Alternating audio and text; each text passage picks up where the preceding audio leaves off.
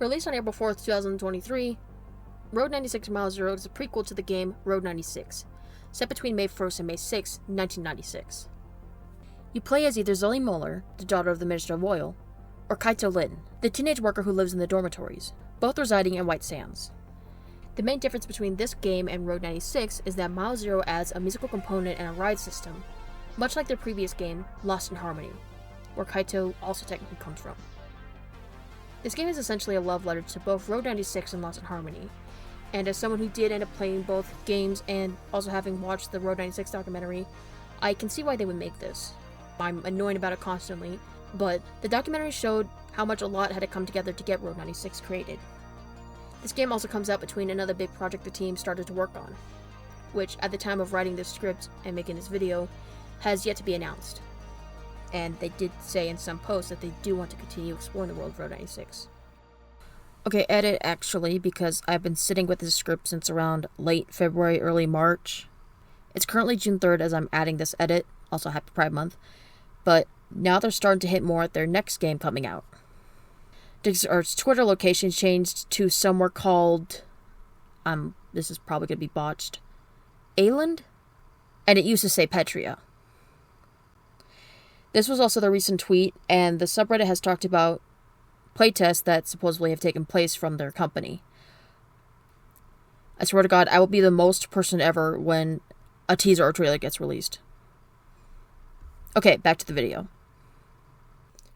With all this in mind, I don't think I can continue the video without saying that this game received mixed reviews.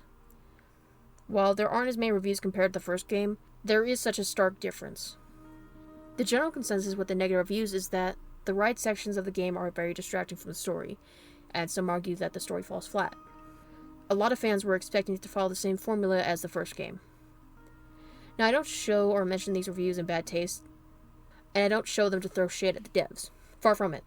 No one asked me to keep talking about this game as much as I do, but I will still continue to do so. Respectfully, I'm going to give my review of the game right now. I played this game as soon as it came out, and initially I couldn't form an exact opinion about this game. I knew I enjoyed it, but not to the same degree as Road 96. I did play a little bit of Lost in Harmony beforehand to essentially prepare for the game, but I only completed it recently. I've kind of determined my feelings to something that I expressed in a comment in Zenny's Road 96 is Genius and Here's Why video. Reading a quick excerpt, this has got to be one of the first games that I personally played that highlight the rest of the other characters except for you, and how that is a good thing and that's the intention. You'll never be disappointed when the main character takes the screen time away from you because it's supposed to be their screen time. The story that Digital tells would have never worked if we were playing as one of the characters, or heck, ourselves. Side note and big spoilers, this is where Mile Zero can fall flat since you play as two different defined characters. I personally enjoy the game still, but definitely not to the same degree as I enjoyed Road 96. I made that comment a while ago, but it still holds some merit. And I've let this game sit with me for a good long bit, and while I don't have nearly as many hours into the game as I do the first game, I am proposing a big brain theory that none of you guys are ready for. Most, if not all, of the reviews talk about how the rides distract from the main story. However, I think the Lost in Harmony style rides actually work well to tell the story, and it's the Road 96 gameplay segments that make the game fall flat. Now hear me out real quick. The Road 96 main game relies more on the tell don't show aspect, and when you're interacting with characters on the road during a road trip-like setting, this works. Road 96, I feel, is better at objectively portraying character struggles, especially when the character overall isn't supposed to be important to the story. Mile Zero's story places greater emphasis on using the show don't tell method through the rides, and this works in its favor. Lost in Harmony primarily relies on going through the rides to use visual storytelling, with brief moments of dialogue and text taking place to set up the ride. You'll see as I show the rides, but some of them are really visually striking and I think portray Kaito and Zoe's story nicely and thoroughly. The issue definitely comes from the fact that the game does try to balance out both mechanics. Switching between Zoe and Kaito during Road 96 segments can make the story part of the game halt in some cases. There are times where it's fine and evenly spread out, but switching between the two of them back and forth constantly makes it feel semi-oddly paced, mainly towards the end of the game. Because it is a prequel, the choices in a way feel like they don't leave a bigger impact because Zoe already has a set storyline. We really only get gratification and a sense of deviancy through Kaito's storyline. With that said, it is nice to get more Zoe content because she was really missing out in the first game. And I honestly like seeing the new environments with the game. I really wanted to see a neighborhood type setting and some towns in the first game, so this game gives me my fix in that regard. The soundtrack again is an absolute bop. And I'm gonna be real, Chief, I did not cry when I played the first game. At least I don't remember crying. I don't know, I played this game so many times that it feels like a memory I revisit. But I did cry after my first playthrough of Mile Zero. This may not be a strong Road 96 game, but I think the Kaido and Zoe storyline carried it. I really felt for the separation. It felt like their friendship was doomed from the start, and I think we do have some friendships or relationships where we know they aren't going to last. Depending on the ending you get, it can be bittersweet or just plain bitter. If the rides weren't there, then I'd say this could have just been DLC for the main game, but now I think overall this is fine as a standalone game. The price isn't too bad since it's less than the first game, but otherwise you could just buy it on sale. My only real grip with the game is that for the rides I had to get my controller. I have played Road 96 on the Switch and Xbox, but I mainly play Road 96 on PC with keyboard and mouse because the mouse sensitivity and controls are easier to use. Plus the graphics look better. But the keyboard controls here are strenuous to use during the ride segments in Mile Zero, but that probably a skill issue on my end. And of course, this is just my personal review. Games and opinions are subjective, no doy. Putting a number on this game, I'd rate it a general 7 out of 10, but I just think this game deserves more credit than what it was initially given. Now, going back to the central premise of the video, I'm going to be ranking the rides in Mile Zero.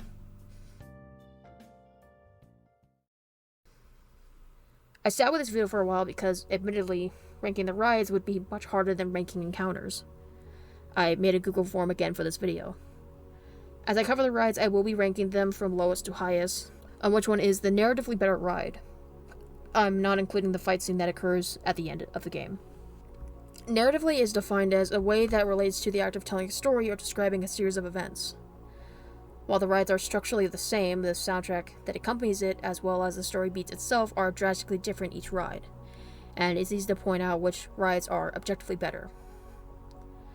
Now, I did say that I made a Google form, but unfortunately, and this may be due to how Mile Zero was received and likely had less players, I do not have a lot of submissions compared to my first one, and only a few of them are admittedly detailed enough to fully use as points.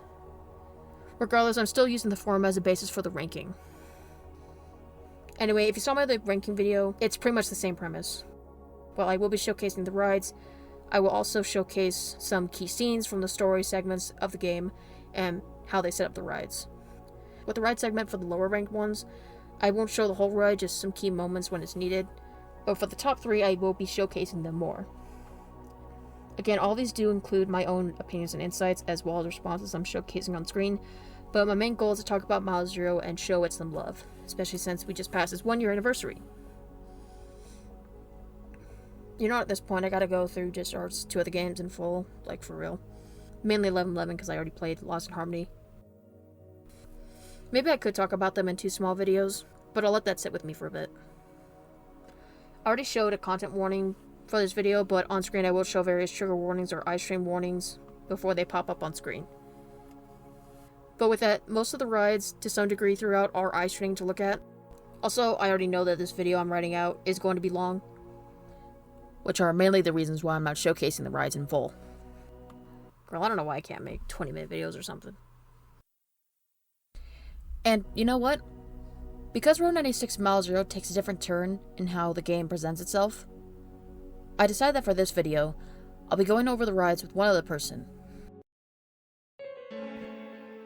You may know Mitch from their hit video, A Look at Stan and Mitch.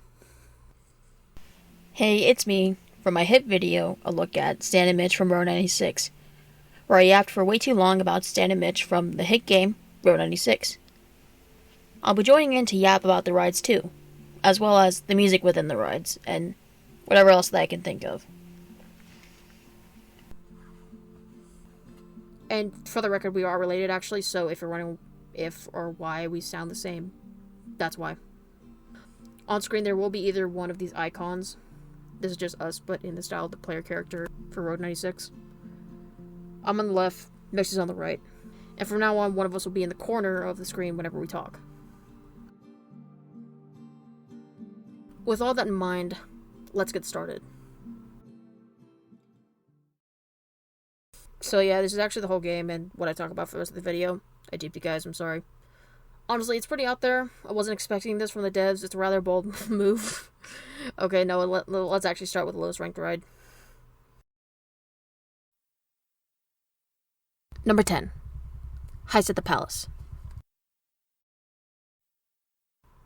Kaito ends up at Zoe's house, talking about how they're going to get the file from Tyrek's palace. Bro, does Tyrek realize how dumb that sounds? Now his parents don't want to get the file tonight because they're at risk for being caught by the police. This is when Zoe steps in to help Kaito. Jest. I'll do it with you. But if the file exists, I'm leaving White Sands too. Yeah, Z. Of course. They wait for the guard, Steve, to leave his post, where they contact the son of Tyrek, Colton Felonious Tyrek, who I will talk about a bit more later. Kaito and Zoe convince him to let them in. Can you open the gate? And why would I do a thing like that? What? Honestly, that would be delightful. I find Frank almost intolerable these days. Fine. I'll babysit you, Colton. Yeah, you will. 7:30 p.m. next Friday night, and don't be late. Now come on, before Steven returns. Making their way to the entrance of the palace. The ride segment starts up and you start to play as Kaito, who rides on a skateboard much like in Lost in Harmony, as you're tasked with making it to the security office. Once he enters, Zoe takes his place, riding on roller skates, as she goes to retrieve the file. By the way, collecting the little glowing diamonds adds points to your overall score. Same with not dying at all or a lot. It doesn't affect the ending, I'm just mentioning it. Zoe finally gets to the safe that is holding the file that is supposed to prove that Tyrek and the government are responsible for the attack of 86. The ride ends with Zoe and Kaito getting ready to escape the palace. This is a fun ride, and the music piece is rocking it, like, for real. But honestly, there's nothing really impactful here, I guess. It's mainly just getting from point A to point B, both in the literal sense and in the story sense. But it's fun seeing Kaito and Zoe work together. It may not be the most impactful in regards to the other rides in how they relate to character building, but I would argue that this is the most fun ride out of the other rides. The way they creatively used the Tyrek house model to showcase how Kaito and Zoe snuck in, how Zoe used the paper to distract the guard, like, it could have been a segment that you had to do QuickTime events for, in order to sneak by the guards. Which, there are in this game. But no, it's a fun visual gag instead. That creates a level of mystery as to how they got into the building. The visual gags within this level in general are just genius. When Zoe points out how she doesn't remember the hallway being that long, that actually got me to laugh out loud. It's a unique way of breaking the fourth wall. Also, the usage of a small race car to do the part of the ride is fun. As SPS says, the music in this is rocking it. When first listening to the music, it really gave the vibe of sneaking around, stealing something valuable, sort of akin to Mission Impossible's main theme. It really sounds cool. It really gets you in the mood to be breaking and entering. Not that I would. Sounds like something Stan would say. And yeah, sure, this may be just a ride to get from point A to point B, but it greatly sets up how Zoe got her hands on the file in Road 96. Definitely not a ride that should be slept on. Number 9. One Way Love.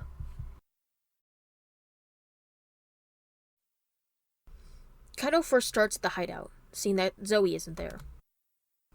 They talk over their walkie-talkies and Kaito meets up with John. This is where John explains to Kaito that they have to get the file tonight, or else he and his parents won't get the IDs to get out of Petria. The situation being what it is, your parents gotta grab the file tonight, before the cops goes in. Don't let this fall into the wrong hands.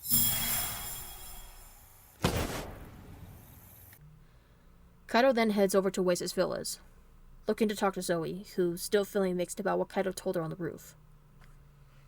Their walkie-talkie signals overlap with two other individuals talking, that being Steve and Adam. You look around for where their potential line is at, hoping to eavesdrop on their conversation to find out who Adam has the hots for. And unsurprisingly, you find out that it's Sonya. That music! It's her! Come on, you got this, big dog. Who the F are you? I'm Adam. I just want to say, I really love what you do. Well, bye. Oh, I love her so much.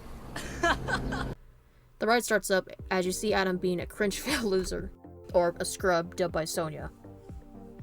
Damn, does we're like getting stepped on? And the ride shortly ends. It's so funny seeing how much of a boy loser they made Adam into this one, when he was not nearly as much one in Road 96. They could have just made him a simple bodyguard that just has a small crush on Sonya, that he got when working for her. But nope. The start of that crush runs deep. And now Road 96 reads as him being a bit more mellowed out now that he's working for her, which is a nice character progression for him. Again, I don't have much to say about this ride. The story beats are nice. The vote for this one on the forum says simply that Adam is here and he's one of my favorite. Pretty straight to the point, and I find Adam to be funny, so I agree.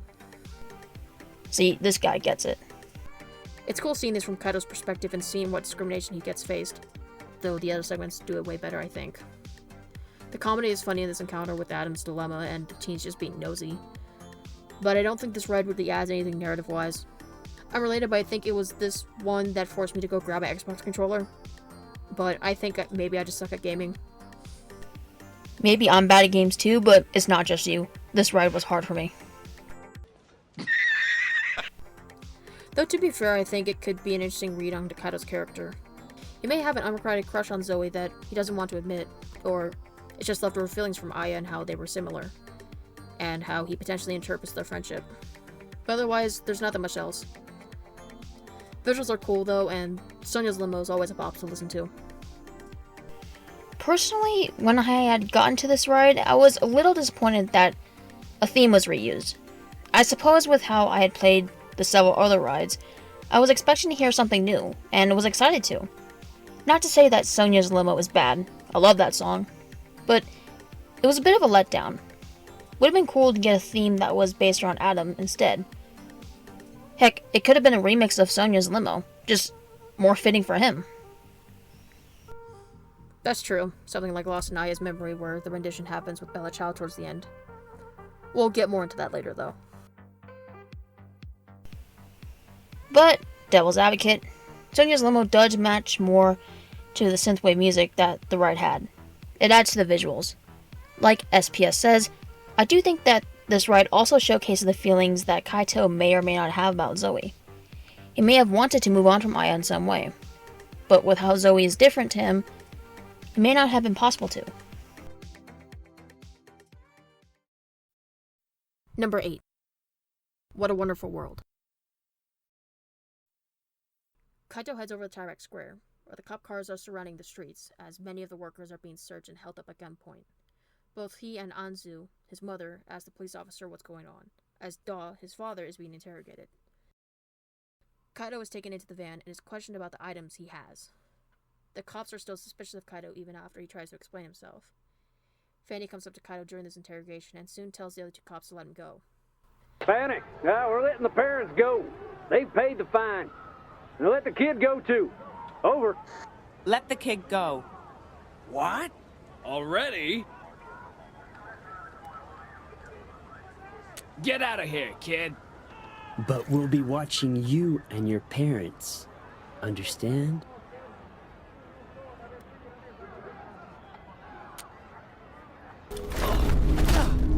Kaito gets shoved onto the ground as he gets knocked out, envisioning what the other country is like.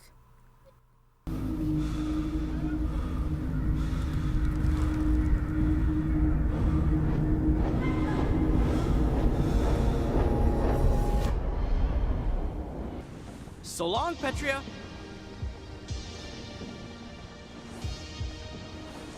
Here we go. This country is so cool.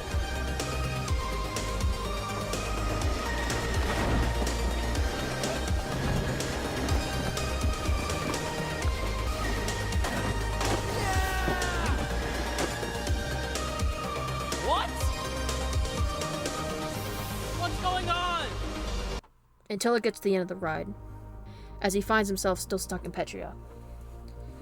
This is also unrelated to anything, but I really think that Kaido is not in good health, likely due to the pollution in Colton City. Like, it's only theory, but he gets knocked out pretty easily, though to be fair, the cops are probably really forceful. But also, if he loses the fight towards the end of the game, and Zoe wins, he stays on the ground for a good minute, looking exasperated. Or when they both lose, Zoe's the first to get up. This is also probably a way for Zoe just to take the file and go, but it's just some more food for thought.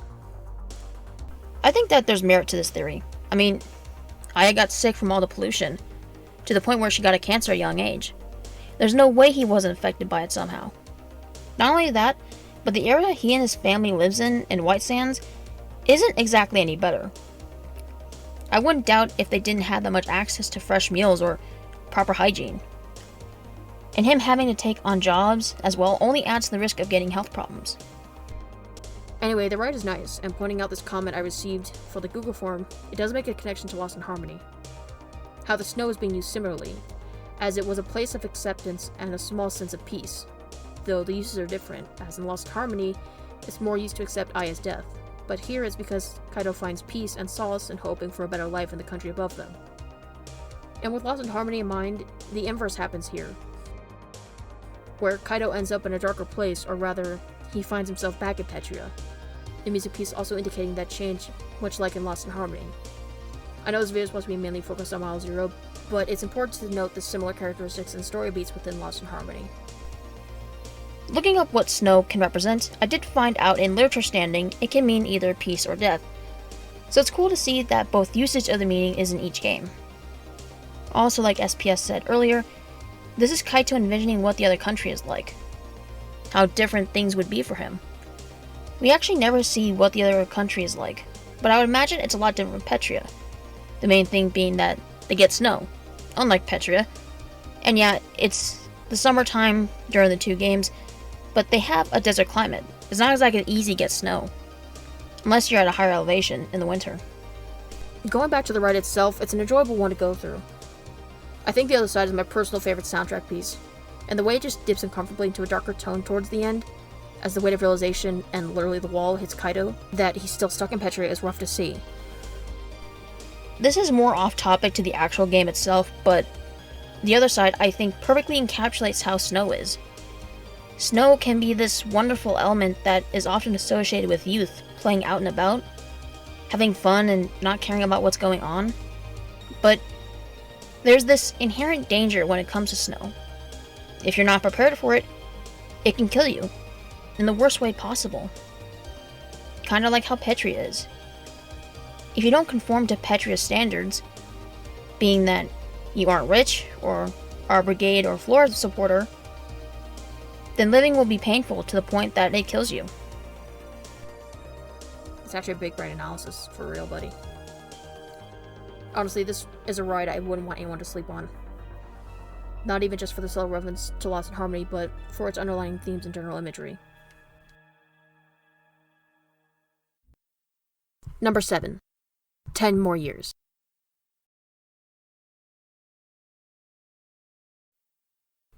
Kaito enters Presidential Park, waiting to hear what the potential announcement is going to be, walking by Colton looking up at the statue of his father. I'll handle this one, Frank. Why don't you just run along and play? I can't, Colton. I'm your bodyguard. Always have to be different, don't you, Frank? What am I doing, you ask? Well, I'm contemplating father.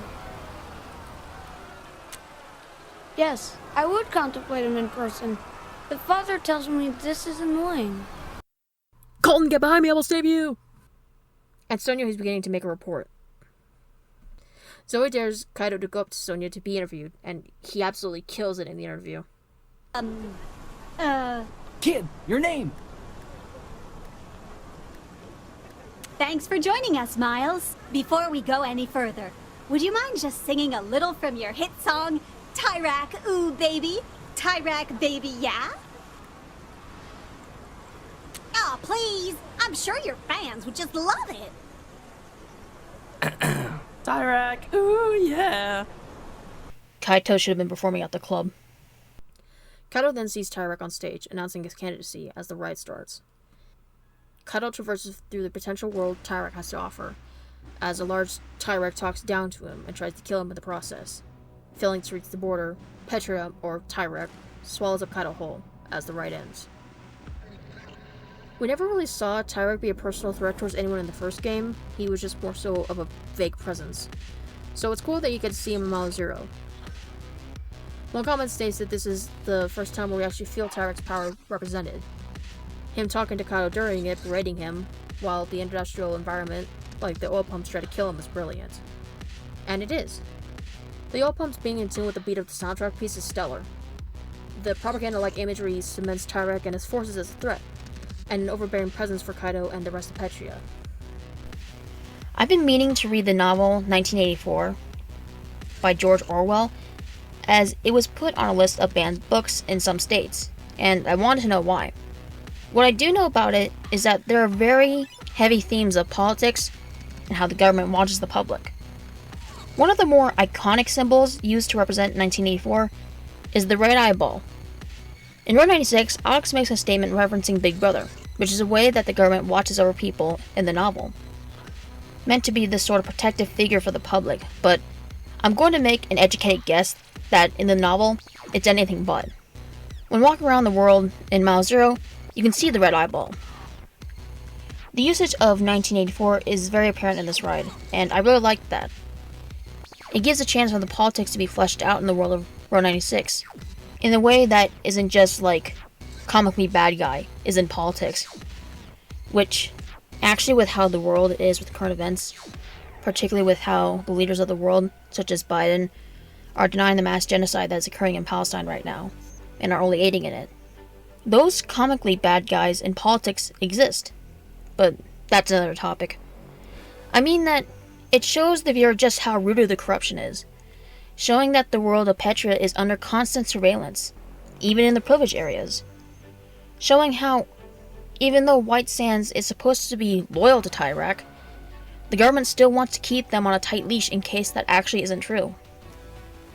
The usage of showing the military that they have in Petria, in Road 96 we see that there's posters for a patrol group for the youth, but never actually get to understand just how deep the looming force of the military presence is in Petria.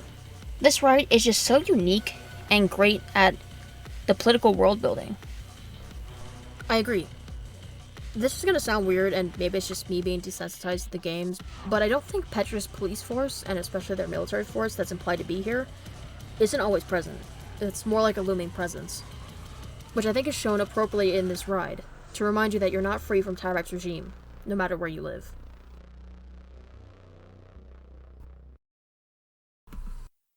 Number 6. Losing Aya. This one takes place at the start of the game, where we see Sonia giving a G&M report about living in White Sands, and that a sandstorm, called Sandstorm Sonia, is due to approach in the upcoming days. We get a feel for the general vibe of this obscenely rich neighborhood that uses workers to do both menial and big tasks, as we're introduced to Kaito Lin, who's looking at a picture of him and Aya.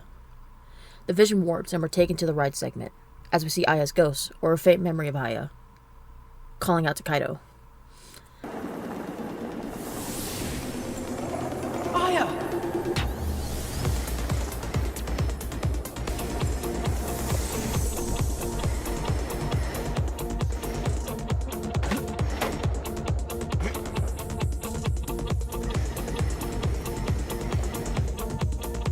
Aya? What's happening, Aya?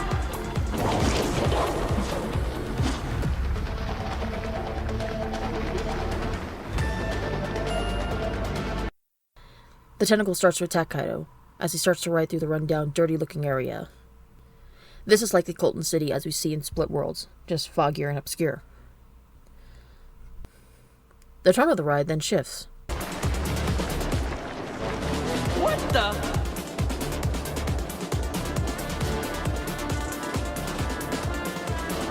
What's up, Kaido?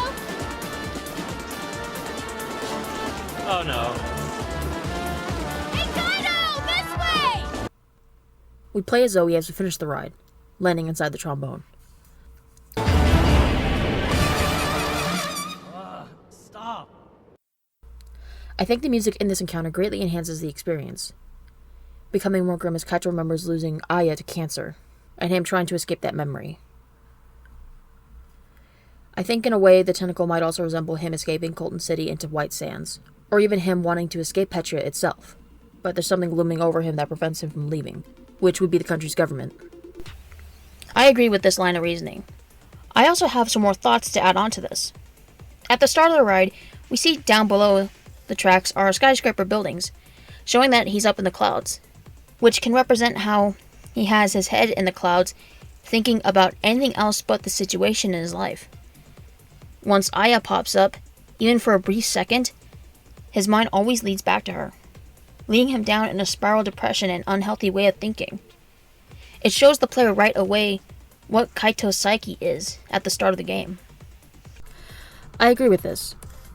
I will say, quickly, bring up Lost in Harmony again. The track Kaito rides on in Losing Aya resembles the ending tracks in the ride Desolation, the ride right before Odyssey. Odyssey being the last one with both Kaito and Aya, with the very end of Desolation taking place in space and Odyssey fully taking place in space. And Aya passes away shortly after this ride, getting her last treatment. Seeing this scene in Losing Aya quickly transition to space makes me think that Kaito and Malzero did not have the same extra moments he had with Aya in Lost in Harmony, really emphasizing that cancer took her away very quickly. And then we see the visual shift to something that's admittedly brighter. The music shifts to another version of Bella Ciao, and we see Zoe. After the ride, it does show Zoe playing her trombone obnoxiously, but I think Kaito also sees her as someone who he's grateful to have in his life, especially after Aya's passing. Him coming to White Sands had at least some blessings, like him meeting Zoe. This ride just as a whole shows a lot about Kaito's psyche and how much Aya's death lingers on.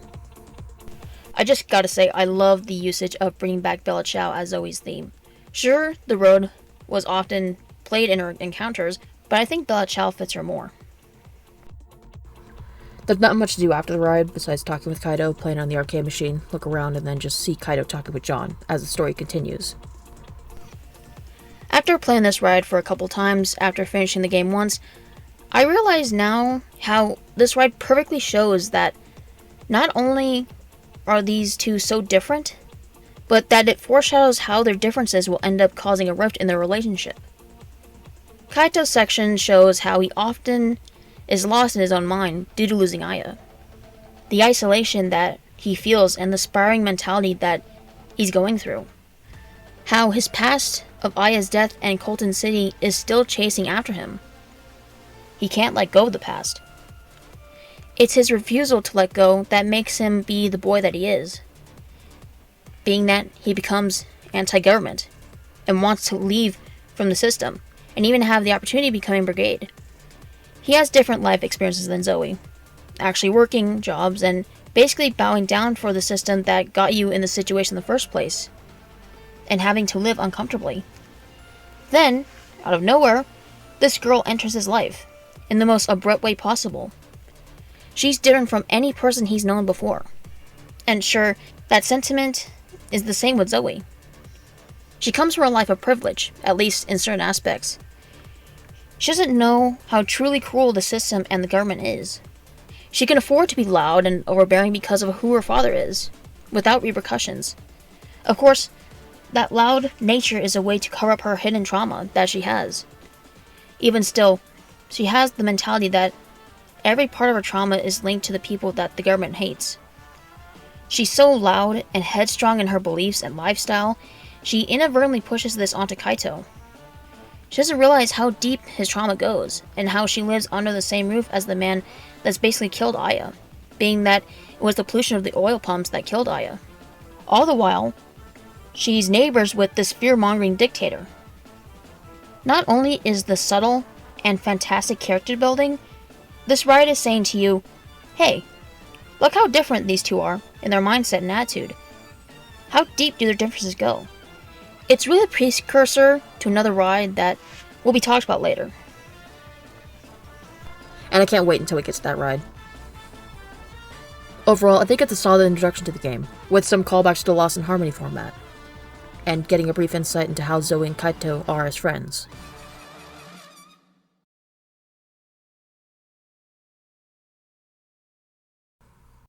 Number 5. Tai Chi Cult.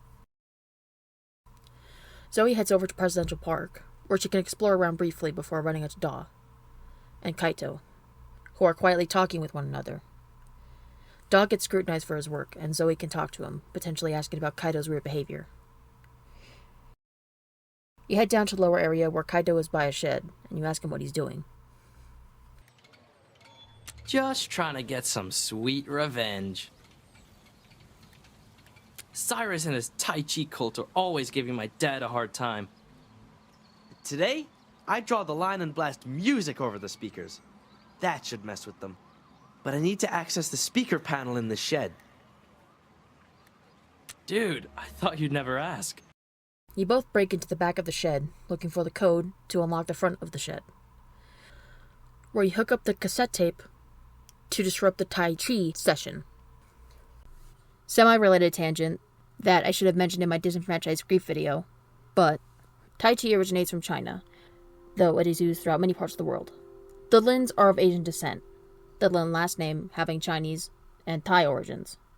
Kaito and Anzu have Japanese first names, and Daw's name has Chinese and Thai origins. It's not like you can't do or practice Tai Chi, but my whole point being something, the rich take a concept and use it for their own entertainment, and as a little bonus, oppresses the minority group where the concept comes from. Also, not even gonna lie, it really feels like Petra is particularly racist to Asian people. Sure, there doesn't seem to be a high population of Asian people in Road 96, but I have my reasoning as to why I think they do. In What a Wonderful World, when Fanny shows up and checks up on Kaito, the cop makes the remarks with something along the lines of, "Does this look like your kid, Campbell? Stay out of this." In a previous video that SPS had, she discussed how there were likely undertones of racism within the police force against Fanny, being that she was shown to be one of the only black cops in the police force, at least until Mod Zero. And that, in the real world, there is obviously systemic racism in the police force, not to mention sexism in the workforce. While it's not clear if the other police know about Fanny's kid, Alex, it's more than likely that they do. She has his pics in her car, and considering he hasn't been pulled over by the cops at any point during Road 96, maybe she told the officers about how, if they saw this kid, to not arrest him. Also, the fact that he made that comment in the first place more than likely suggests that they knew that she had a kid. Unless, of course, they were making a sexist remark and assuming that all women have kids, which doesn't help the case, actually, in terms of them being hateful. Anyway, I don't know how common adoption is in Petria, but in a workforce that seems likely they treat Fanny as less than, I think her having an Asian kid would stick out like a sore thumb to them. Which, if it wasn't clear to you, Alex is Asian. His birth parents' last name was Kim, which originates from China, and his mother's name was Naomi, which originates from Japan. Okay, this jab could just be belittling how she has to act all motherly to any kid that she comes across, which, like I said earlier, would still be sexist if that was the case. But for this to happen specifically with Kaito, who is clearly Asian, and they say this to Fanny, who has an Asian kid, it just sort of feels double meaning. A jab at her acting motherly to a kid, and a jab at her acting motherly to another Asian kid. Getting back on track, my main point in this is that I feel like this was deliberate on DigiArt's part. It feels like they're appropriating Tai Chi and rubbing it in the face of one of the only, if not the only, Asian family in White Sands. They get to use this martial art form as a way to relax, which, actually, I don't even know what the hell they're relaxing from. The rich people of White Sands clearly get to sit on their butts all day like, "Oh man, screaming about how the brigades are terrible and so are the lower class was exhausting. Better take the time off to go to my martial arts routine to relax." All the while, the family that we see consistently working around to make the place look cleaner, with Daw raking the leaves in the park and Anzu having to throw the trash away, don't get to participate in this. It's a spit to the face. Once you kill their eardrums and seriously injure a man from the loud heavy metal music, the ride starts up. as Zoe and Kaito are chased by the Tai Chi members and continue to mess with them, as Kaito and Zoe make their escape from them. I agree with this one comment, that the music for this section is rather engaging, and looking over this submission as well, it does serve as a good character analysis, especially when looking at how Kaito will bring Zoe into mischief, or, on the other hand, Zoe will be open to join and shows her more rule-breaking side. Plus, something that I think was needed in the first game on Zoe's behalf was her goofing around and being a teen. So, this ride does showcase that fairly well. I also really like the title name for the song, Shamisen Shikara. Shamisen is a traditional Japanese musical instrument, which means 3 strings. I'm assuming this is the instrument that is used throughout the song, which is fitting considering it falls under Asian culture, as does Tai Chi.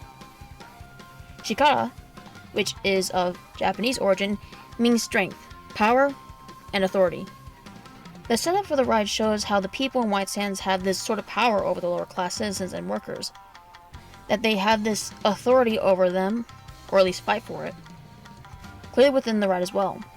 But it's with Kaito and Zoe's strength that they're able to get the upper hand, just this one time, so they would stop bothering Kaito's father.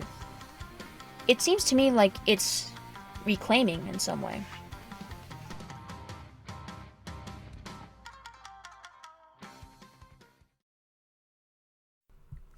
Number 4. The Bodyguard. Zoe heads into the cul-de-sac of Oasis Villas, where she lives, along with important figures of Petria, that being Sonia Sanchez and Tyrak. Zoe can look around the area and she can talk to Sonia, Colton, her father, and Kaito, as well as the guard he's talking to, Steve. Talking to Sonia doesn't progress the story, but you see them bond or Zoe talk about Kaito's behavior. Talking to her father, Zoe finds out she has a new bodyguard, Adam, and how Kaito isn't allowed in their home. Also another case for Petra being racist to Asian people, as well as classist because the way the Minister Oil talks about how Kaito is just really reeks of, I, as a white man, am scared of this non-white person being around in our rich neighborhood with all these nice things. He'll just dirty up the place. That sort of deal. Talking to Colton, you offer, or, well, are told to, push him on the swing. Colton then dies. No, he doesn't die. 10-year-old Aduro boy on swings.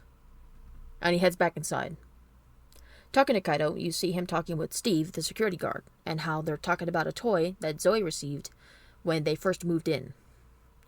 Kaito gets ready to head to the house, and Zoe has to distract her father and Adam to make sure Kaito gets to Zoe's window. We get briefly jump-scared by Adam. There you are, Madam Zoe. Ah! Oh, sorry. Finally, the long-awaited sequel to White Woman Jump Scare. White Man Jump Scare. And then Zoe heads up with Kaito. Kaito makes fun of Zoe for lying about not liking the little Tyrax and for still liking them.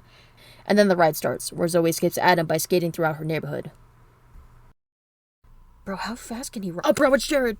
Man becomes a giant and Zoe becomes Sonic, and then towards the end of the game, she kicks Adam off the building, killing him. No, we just see that he gets locked in their garage. That's brutal, Zoe. He needs his vitamins and enrichment. He can't live like this. And then the ride ends. This is minor, but one thing that surprised me, actually, was Colton himself. Like, I knew he existed based off lines in the first game, but I thought he was going to be older and, like, snobbier. Not a little 10-year-old that acts snobby, like how 10-year-olds normally do. Tyrak, we ain't married, but I'm taking him in the divorce. No joint custody, only brief visitation. He genuinely deserves better. I just flew, didn't I, Frank? Wait till Father hears about this on his answering machine. I hadn't known about Tyrak's kid in the first place, so I was shocked to begin with that he got a woman in the first place. Though we don't see or hear any mention of a mother, so it's likely she dipped like Zoe's mom. He's 10 years old, so he actually would have been born around the time of the attack in 86. So maybe she left after that whole thing happened? Anyway, I say this is one of the more fun rides to go through, with no breaks playing in the background.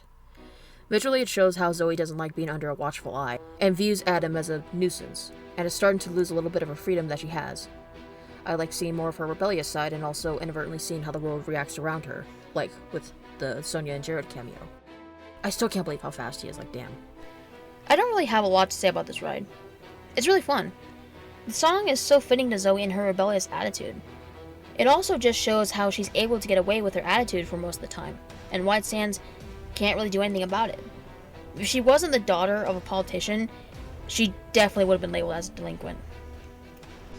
That's true, since Kaito can't be told not to use a skateboard in Presidential Park towards the second act of the game by a cop. Nevertheless, it's a fun Zoe ride that showcases her rebellious mindset, the restraints she faces at home, and the double standard that there is with Zoe being the minister's daughter and what she can get away with publicly.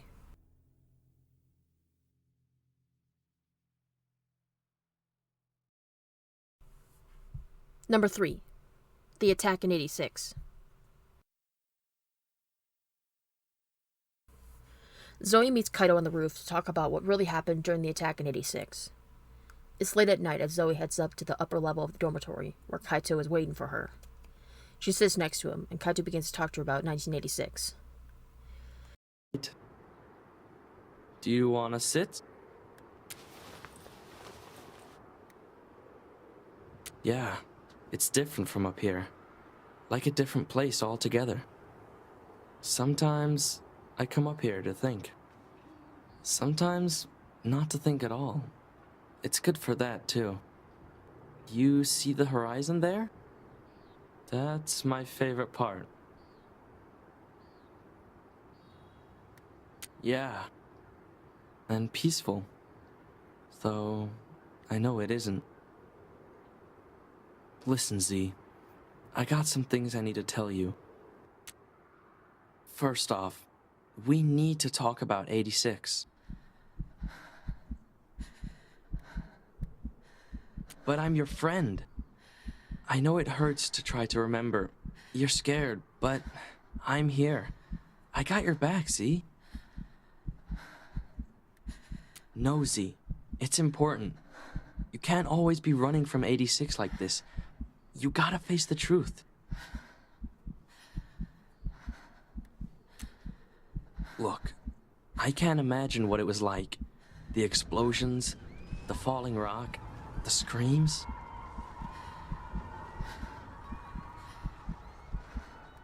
But it didn't go down the way you think. The brigades didn't cause the collapse. It was the government. You know this, but you don't want to believe it. Stop! We get transported into the ride as Zoe is starting to recall the events, remembering the truck crashing into the mountain as the peak collapses.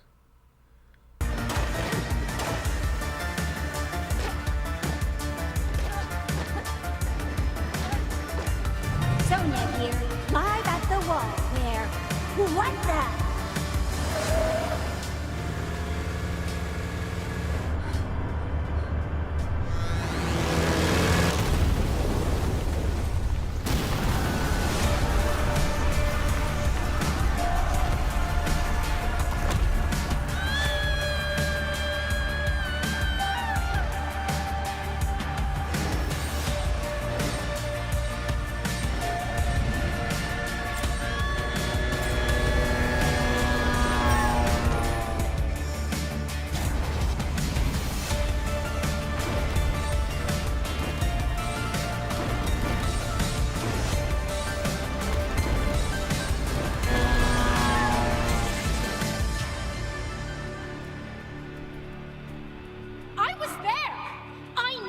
Nah, your memories got tangled in their lies. Look, I'll show you.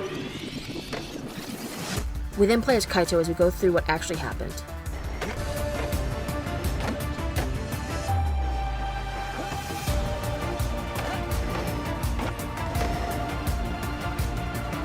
I'm not asking, brother. Do it. Detonate the explosives now. Forgive me, Sarah.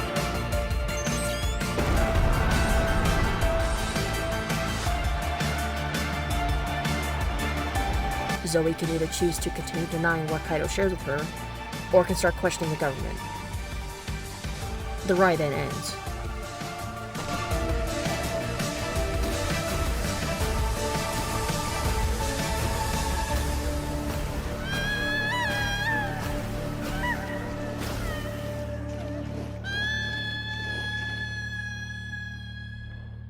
This raid is a crucial development for Zoe, and for that matter, Kaito. It's important seeing how two people view the same event differently. One element that I didn't initially consider as pointed out in this mission was the fact that the obstacles disappear and reappear. Basically adding into the fact that how the event is told shows that there's lies laced throughout the government's retelling of the attack of 86. I really appreciate this game and this ride as a whole, tackling Zoe's PTSD and trauma. It adds into why she's standoffish at times and seeing how she's being led to believe that the brigades are responsible for the attack. We see how she's reluctant to believe anything otherwise. As opposed to the common men in Petria who aren't in the higher class circle and aren't swayed by Tyrak propaganda, much like Kaito.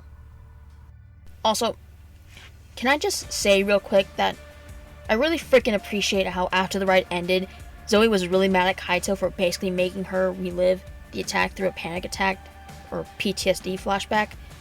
It wasn't like she was like, "Oh, I see now, thank you for showing me my best friend of a couple years. The traumatic event that I had experienced turned out to be based on lies, and now I see the error of my ways of thinking." No, she was like, "What the hell is wrong with you?" Like, they're on a rooftop at night, and she was having a traumatic reliving of an event.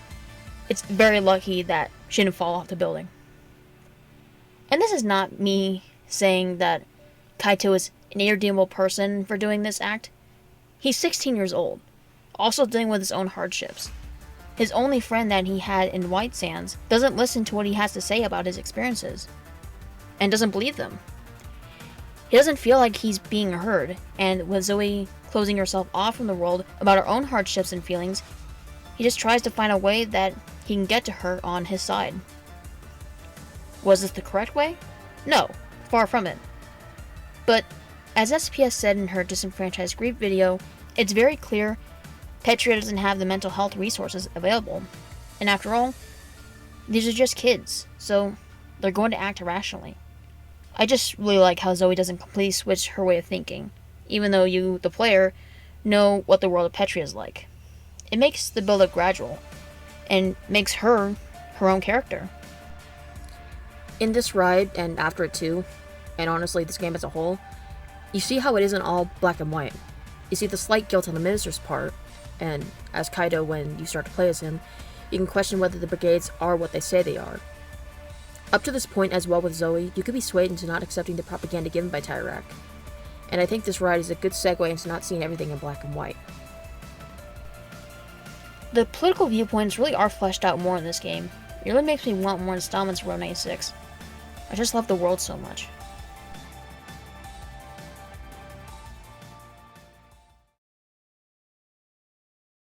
Number 2. A Taste of Freedom. This ride starts up after the heist at the palace. Kaito calls with Zoe to toss her the file. Where are you going? Kaito, wait! Zoe heads over to the hideout and finds Kaito's tape.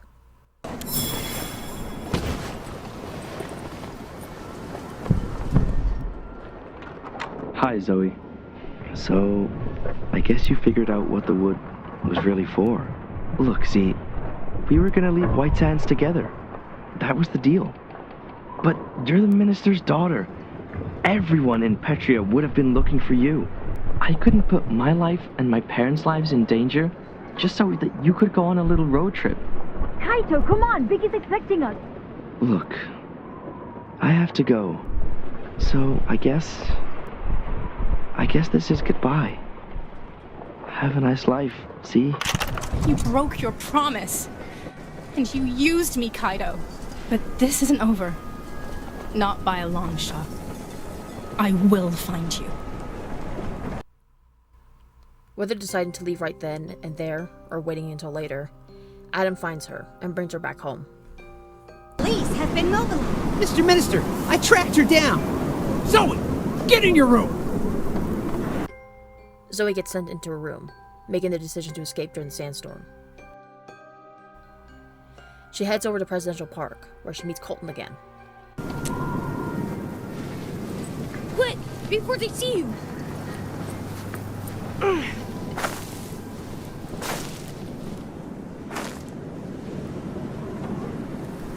Okay?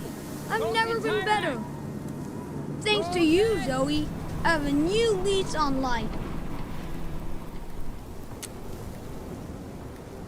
I agree. Sometimes I miss Frank, but I think we're both better off this way. But Zoe, what about you? What are you doing out here in the storm? It has something to do with Kaido and his parents, doesn't it? I heard some cops talking about them. I need to ask you something. When I let you into Father's palace, you stole something, didn't you? I thought so. Look, whatever it is, it's fine. I know my father isn't the best person on the planet. I have. Sometimes I wonder if Father will ever recognize me again. Zoe, I think I know how you can escape from White Sands. Yes, but you'll have to follow me. You freed me from my shackles. Now I'll free you from yours. He helps her escape by breaking into the shed to cause a diversion with the fireworks. As soon as the fireworks are launched, she makes her way to the gate's entrance, as the sandstorm gets more and more overwhelming. We got this, Z. Nothing to it.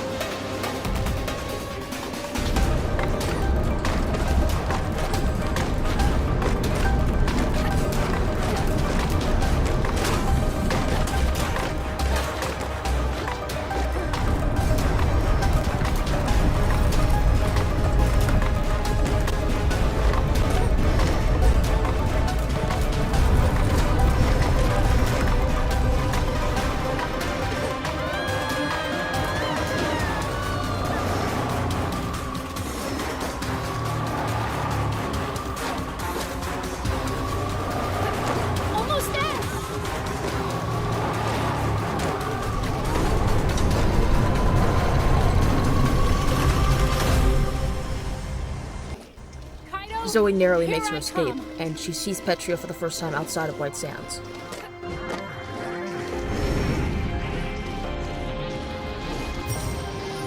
What's with this huge car graveyard? Where is everybody?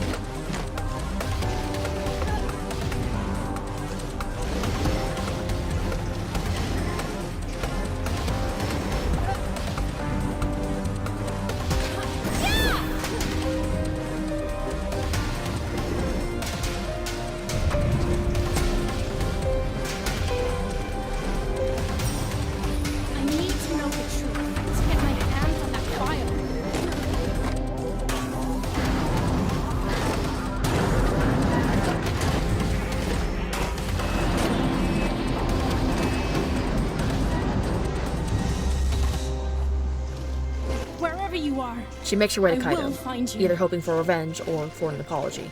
And you'd better be sorry.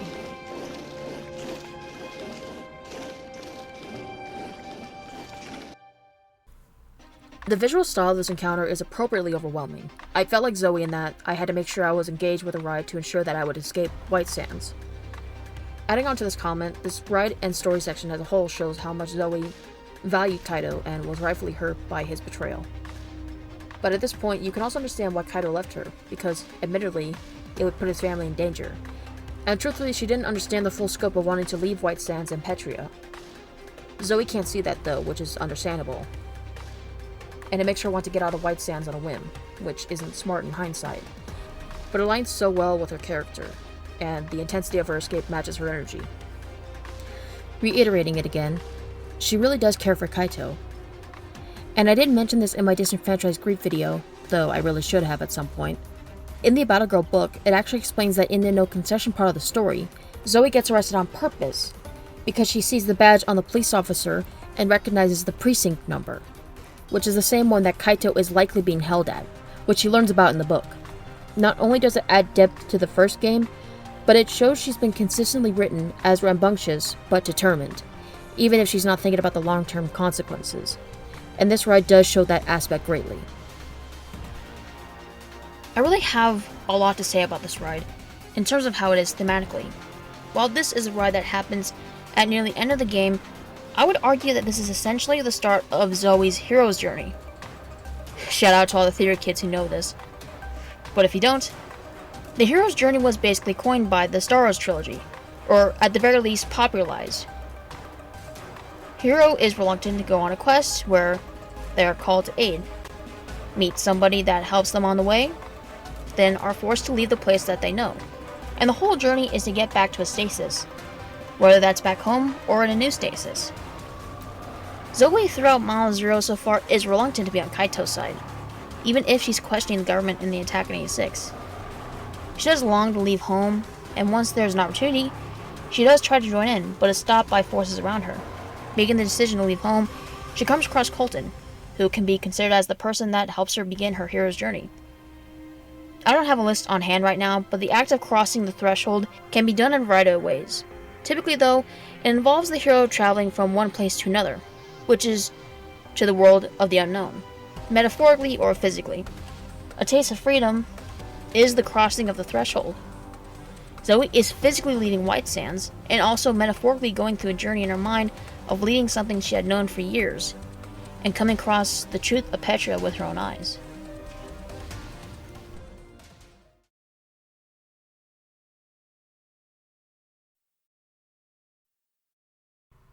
Number 1. Split Worlds. It starts with Zoe entering Tyrak Square, and we see her looking around the hub, looking for Kaido. She comes across Anzu, Kaito's mother, where she's talking with the newspaper lady, Mrs. Dayton, about the delivery of the newspapers. Madam Zoe, what a pleasant surprise. Kaito is apparently ill and can deliver my papers. Convenient, right? Never mind. Anyway, here we are with a stack of Petrian Times and no one to deliver them. Eventually, Zoe offers to deliver the papers on Kaido's behalf. Zoe's kill count goes up by insane increments, and she finally gets done. She meets with Anzu, and she can talk about Kaido's potentially weird behavior. She could also just not say anything, and immediately head over to their dormitory room.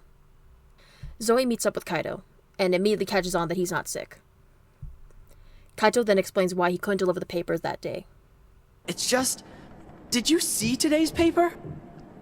Tyrak celebrated in Colton City. It's total BS, Z. Z, the people in Colton City, they don't like Tyrak. In fact, they really, really don't like Tyrak. Z, I'm from Colton City. You know that, right?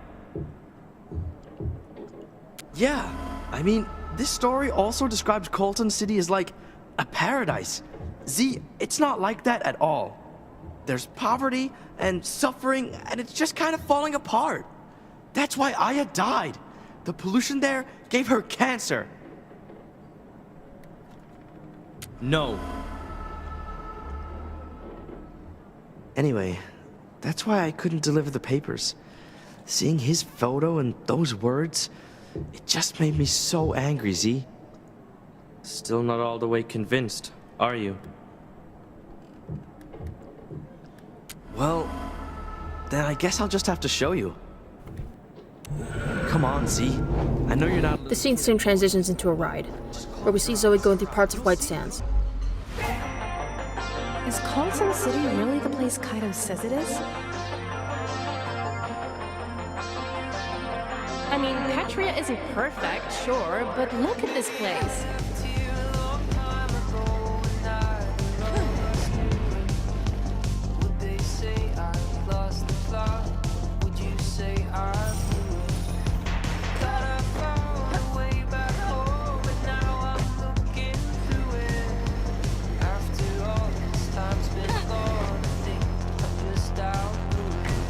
Until it shows Kaido going through parts of Colton City, revealing what Petra is truly like. I'm telling you.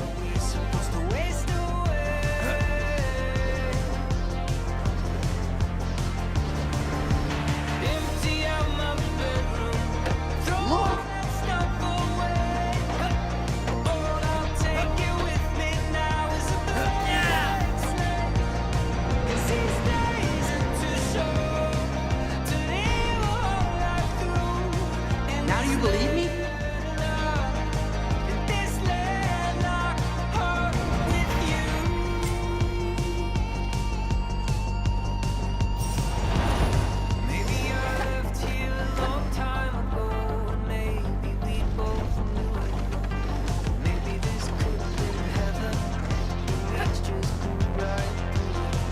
What's with all these TVs? CNN is government run.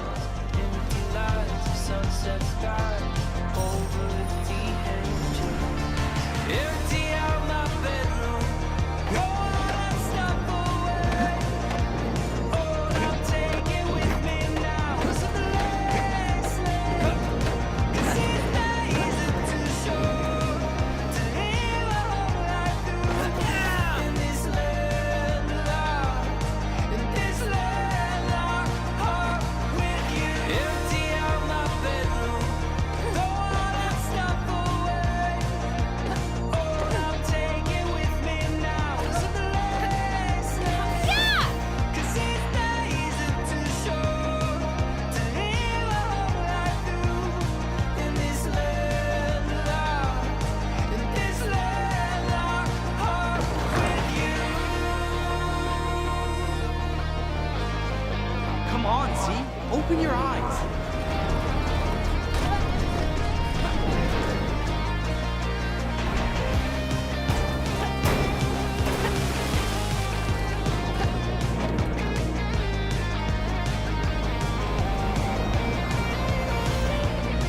I'm still torn.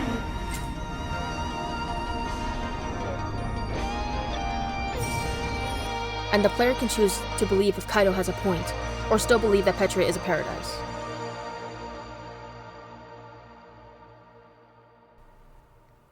This ride is peak. I think it shows the divide between Kaido and Zoe easily, though it is laced within other encounters, but subtly. I think the song Landlocked Heart adds to the ride sequence as well. We really equally play as both Kaido and Zoe throughout the whole game and in this ride, but it's nice starting off with Zoe's perspective, and how she's been conditioned to think that everything in Petra is otherwise perfect. Meanwhile, Kaido has faced the harsh reality of Petria, and is very much trying to convey that to Zoe. These two submissions point out something similar in that there could be a slight unreliable narrator aspect, and more so for conveying the character's thoughts and feelings. Both worldviews may be skewed slightly, but honestly, both Kaido and Zoe's viewpoints aren't probably too far off from how Colton City and White Sands actually are. This ride does an amazing job portraying their struggles and doubts visually. I love the dual imagery used within this encounter as well. Zoe in the split middle as the bridge of the song starts, leading into the chorus/outro, and seeing Kaido more on the Colton City side is just perfection. Seeing the oil pumps in Colton City start the water fountains in White Sands shows how the rest of Petria and its citizens sacrifice everything to make White Sands and the 1% thrive. And I couldn't stress enough, this song is the GOAT, by the way. This song got me like this for real. Agreed a lot with what SPS said. I said how losing Aya was the precursor to show how different Kaito and Zoe are, in terms of their relationship. This ride perfectly captures those differences. It shows in a unique way their lifestyles, how different they are, but how they're interconnected. Zoe lives in a rich and pampered lifestyle, unaware of what's actually going on. Kaito lives a hard life and had to see what the country really is like for people like him, those who aren't rich. The rich in Petria can't exist without having to put down the poor. The poor wouldn't exist had it not been for the rich. This ride shows the interconnection of the classes and how this affects Kaito and Zoe's relationship and how they think. This ride really shows that they're also growing apart because of their ideals that have been embedded with them for years.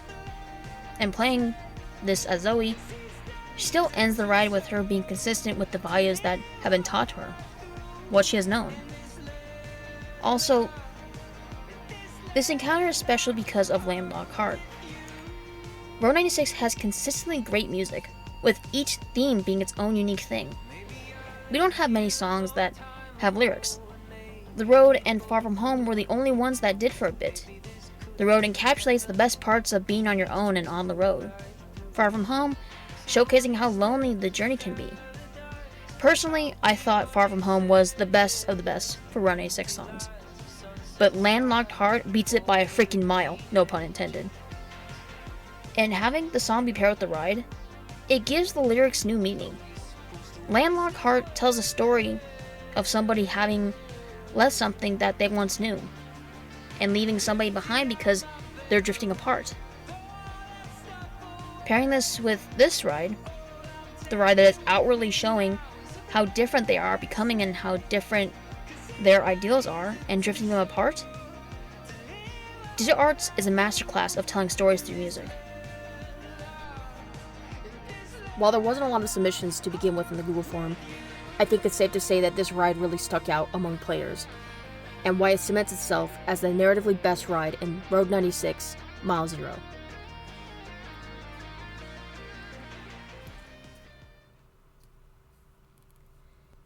Mile Zero may not have stuck with players, but after a year of its release, I just really wanted to showcase more love for the game because I still see it as an enjoyable experience to go through. And as I mentioned earlier, its ending hit harder for me more because of the fight these two have. While it does take visual creative liberties, it still conveys how realistic and guttural their separation is. That feeling of drifting apart and letting go of a friendship that may have been doomed from the start, either bitterly or on peaceful terms, hurts to go through. That moment when you are doomed by the narrative. Yeah, these two are really out here doomed by the narrative. I can actually see that being a reason as to why people didn't give this game so much of a chance, being that it's a prequel. Prequels are insanely hard to do. You're restricting yourself to a certain time frame and having to make sure that it's consistent to what you have set up in the future. But honestly, this was needed. I always felt like Zoe got the short end of the stick, only being given 4 set encounters, and not seeing so much as to why she acts like she does in the first place. This game gives her that opportunity to shine and be fleshed out, while also showcasing more of the world of Petria in areas that we don't see, such as the higher class citizens. And making it a love letter to Lost in Harmony was really cool too. Yeah, and while it would have been cool to see more of the past characters, I like being introduced to newer characters like Kaito. And given the story and basically focusing more on Zoe, will present limitations to begin with. Nevertheless, I believe Mile Zero is worth your time, whether you just watch a playthrough or buy the game yourself. And I believe it does make Road 96 better in hindsight, with the additional lore you're presented with in this game, as well as in About a Girl 2. This game is immediately Zoe-centered, but it makes the world of Petra feel more fleshed out, and Zoe's journey more well-rounded, as we see what she went through, what she lost, and what she gained, traveling to Road 96.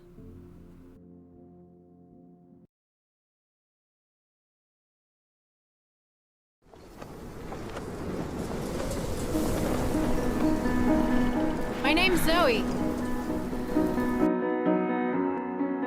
I don't know about you, but I've had a pretty intense journey to get here. Come lay me down. All I'll say is, after everything, I'm a different person. Me now.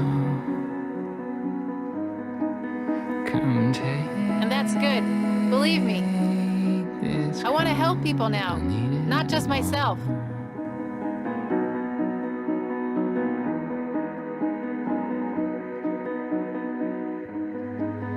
What's going on? There's something wrong. Been lost so long, but it happened all before. You must have had some pretty amazing adventures yourself.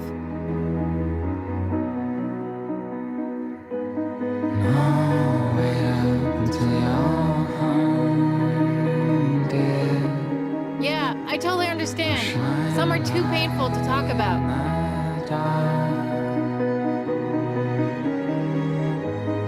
Don't leave me alone. But these experiences, they've made us stronger. Hi, Zoe. So, I guess you figured out what the wood was really for. Look, see, we were gonna leave White Sands together. That was the deal. But you're the minister's daughter. Everyone in Petria would have been looking for you. I couldn't put my life and my parents' lives in danger just so that you could go on a little road trip.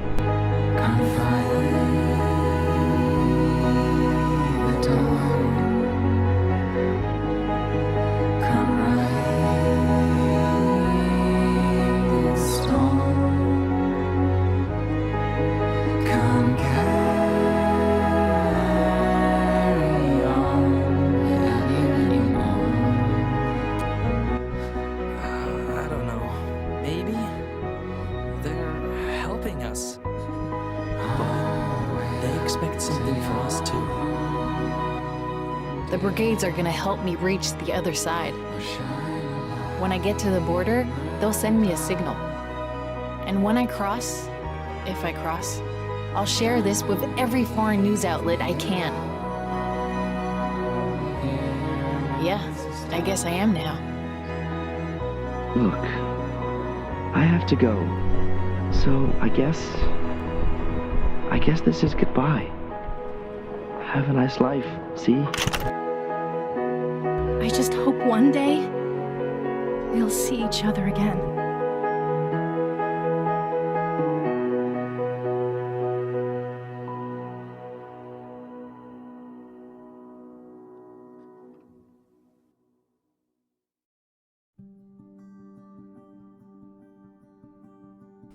Thank you guys for watching, and congrats on making it to the end of the video.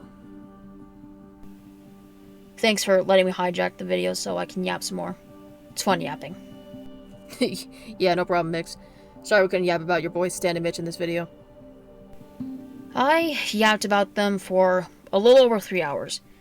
At this point, I'm sick of yapping about them. Yeah, I'm built different. I can never get sick yapping about this game. But with that said, until something new comes out, either a game or a book, I don't think there's a lot I could talk about more with this game, video essay-wise. That's a lie, I probably could. I'm also probably lying. I could yap about Stan and Mitch some more. If we ever got something else related to Road 96. That or other things. Will you invite me to yap about other things with you? Sure. Hell yeah, we're gonna go back and forth about absolutely nothing. Heck yeah, nobody's telling us to cook, yet we will. We will clown around for real. Do you want to add anything else, Mix? I think that Kaito should do an ollie over Robert, and that Zoe would love Heelys. Yeah, that's real, actually. Anyway, subscribe to Mix's channel, which I will link in the description. Here's our sources cited. It's mainly my stuff. This time won't even lie. And happy late anniversary to Mile Zero. I look forward to whatever the devs make next. Mile Zero having a 1-year anniversary? Call that Mile 1. I think I might delete the video in 24 hours. If you do, I'll delete my Stan and Mitch video. No, I won't either. Yeah, I bet for real. Anyway, let us know your thoughts on the ranking in the comments below, and what you thought about this game overall. I will see you all in my future projects. Thank you for watching.